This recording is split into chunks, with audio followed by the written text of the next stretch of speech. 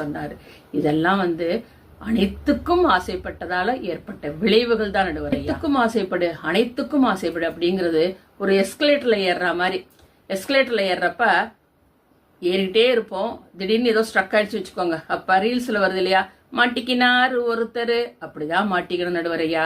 ஆனா நம்மளுடைய ஆசைகள் சரியா இருந்ததுன்னாக்கா, அளவோட இருக்கணும். எல்லாத்துக்கும் ஆசைப்படாம இருந்தோம்னாக்கா கான்கிரீட் போட்ட மாடிப்படியை ஏறுற மாதிரி முதல் படியிலேருந்து முடிவு படிக்கு நிதானமா ஏறும். நமக்கு தெரியும், நிறைய சரித்திரம் படைச்சவங்க நல்லா கேட்டுக்கோ, சரித்திரம் படைச்சவங்க நமக்கு தெரியும் இல்லையா. புத்தர், காந்தி, இயேசுலாம் நெக்ஸ்ட் பாண்டாங்க இல்லையா. புத்தன், இயேசு, காந்தி பிறந்தது பூமியில் எதற்காக தோழா, ஏழை நமக்காக.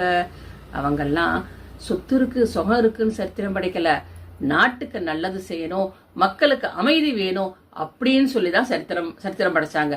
இந்த இதிகாசங்கள், புராண